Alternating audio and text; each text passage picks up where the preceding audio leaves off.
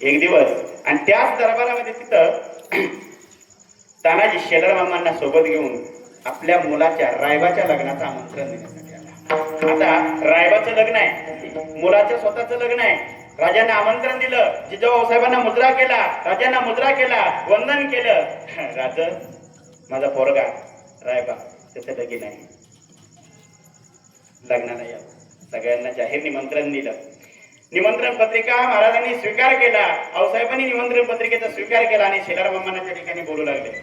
शेलार मामा, तुम्ही रायबाचं लग्न उरकून घ्या, आम्ही काय लग्नाला येऊ शकणार नाही, कारण आम्ही स्वतः जातीनं कोंढाण्याच्या कामगिरीवर जाणार आहे.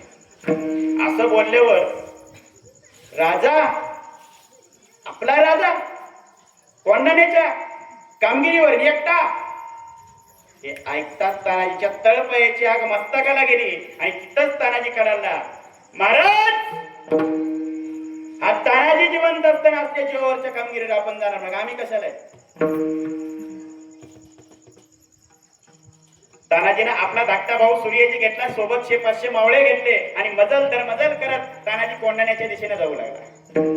कोंढाण्याला उदयभान नावाचा रजपूत किल्लेदार राज्य करत होता आणि तोच रजपूत किल्लेदार मराठ्यांनी कोंढाण्यावर आक्रमण केलं ही बातमी त्याला लागली. एवढ्या तिकडा मावळ्यांचा बेत चालू होता. कोंढाण्याच्या पश्चिमेला उंच एक कडा होता आणि त्या कड्यावर जायचं कसं चढून मात्र निश्चित त्या ठिकाणी त्यांना कळलं झालं. तेवढ्यात त्यांनी एक काम केलं, मगर घेतली, घोरपड घेतली. घोरपडीला यशवंती नावाची घोरपड होती आणि त्या घोरपडीच्या शेपटीला दोर बांधला आणि वरती फेकून दिला आणि मग पटापट वानरासारखे सगळे मोळे आतमध्ये पोहोचले. इकडं सूर्याजी आपला धाकटा भाऊ तानाजीचा कल्याण दरवाजा उघडून सगळ्यांनी आतमध्ये जाणार इतक्यात बातमी उदयभानाला लागली. उदयभानाला शत्रूनं बेसावत असताना, आपण बेसावत असताना शत्रू आपल्यावर हल्ला करतो याची त्याला चीड आली आणि त्यानं पटकन लागली युद्धाला आवाहन केलं.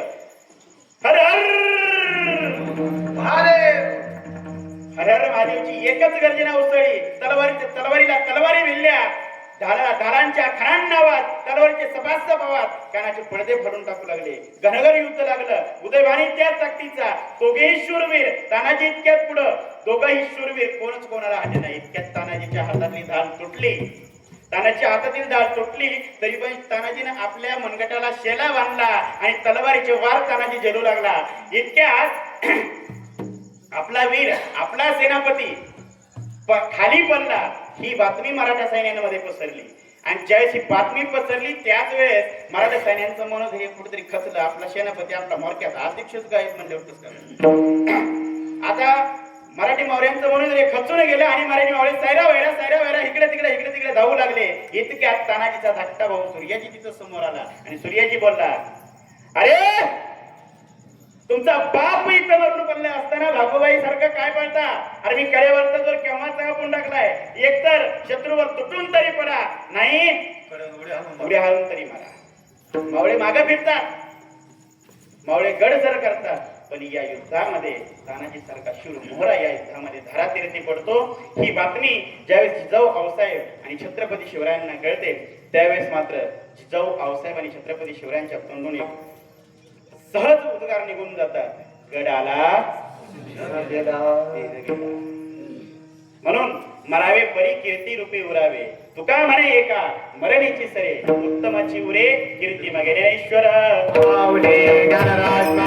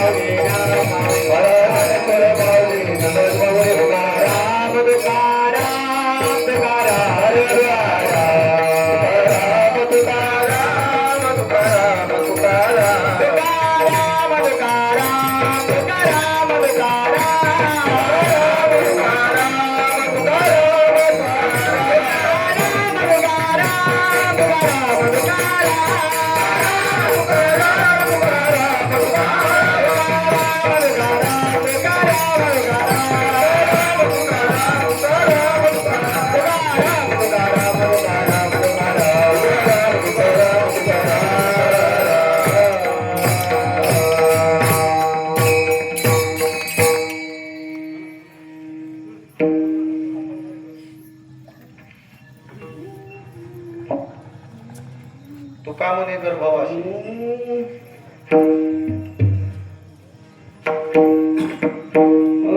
तुका म्हणे गर्भवास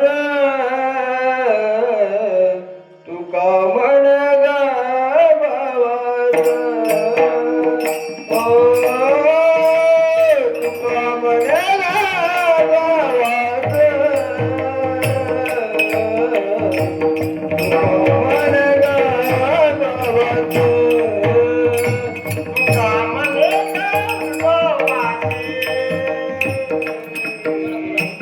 तुका म्हणे